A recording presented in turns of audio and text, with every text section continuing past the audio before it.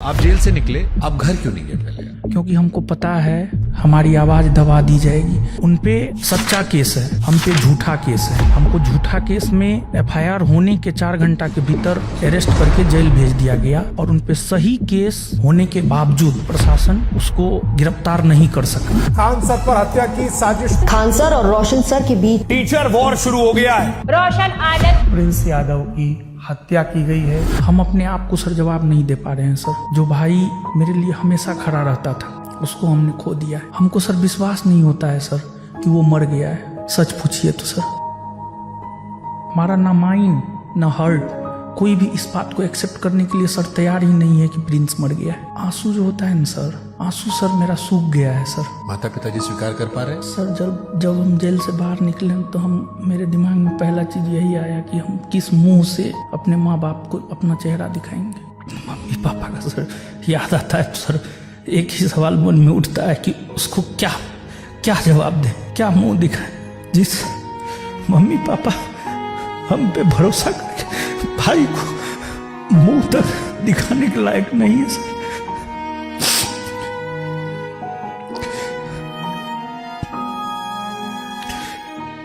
Khan sir के ज्यादातर चाहने वालों का यह कहना है कि रोशन आनंद सर जेल इसलिए रह गए क्योंकि उनके ऊपर पहले से कुछ क्रिमिनल केसेस थे। उन्हें जमानत 24 घंटे मिल जाती, उनका जो बैकग्राउंड था उसकी वजह से वो लंबा रह गए। यहाँ पर प्रशासन का फिर से सर दोहरा चरित्र देखिए। जिस आंदोलन में हम गए हैं वो भी गए हैं, लेकिन उनके ऊपर केस नहीं, हमारे ऊपर केस। अगर गोली कांड की बात नहीं आती तो फिर हमारी अरेस्टिंग नहीं होती सर। 13 तारीख को हमारे भाई की मृत्यु हुई। 15 को जब हमारे बेल पर सुनवाई हो रही थी उन्होंने अपने वकील के जरिए पुरजोर विरोध किया। उनका कहना है कि हमारी वजह से ये निकल कर आए हैं बाहर सर, वरना इनके वकील जो थे वो इतने कमजोर थे कि शायद ये कुछ दिन और अंदर नहीं सर। खान सर ने अपने ऑफिसर से भी कहवा दिया था कि उनके भाई की मृत्यु हो गई है, अब समाज अपोज उस तरह से नहीं कीजिएगा, इसलिए बहुत कम ही अपोज किया गया। आपको जमानत इसलिए भी नहीं मिल रही थी क्योंकि आपके वकील के ऊपर किसी महिला से दुष्कर्म के आरोप लगे थे।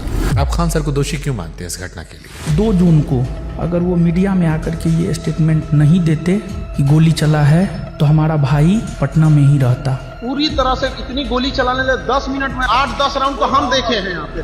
नेपाल जो पुलिस है उसने अभी भी उनके 4-5 दोस्त जो थे उनको शायद हिरासत में रखा है। यहाँ दोबारा पोस्टमार्टम नहीं हुआ। किसी ने कहा आंख के ऊपर चोट का निशान था, दूसरा अधिक शराब पीने की वजह से जिक्र हो रहा था। सर मेरा भाई था, हमारे साथ रहता था, हमको पता है शराब नहीं पीता था सर।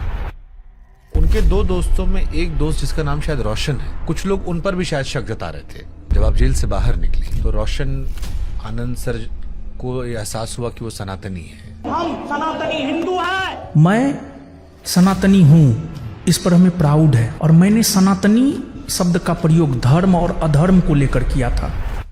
प्रिंस से आपने कहा था नेपाल जाने के लिए? नो सर, जिस रोज घटना हुआ है 2 जून। एक थ्योरी और आती है, विकास नाम का वो व्यक्ति जो गार्ड के कंधे पर हाथ रख के ले जाता है, जिसके बाद कई सारे लोग उसकी पिटाई करते हैं। वो आरोप ये लगता है कि आप उस विकास को बचाना चाह रहे थे।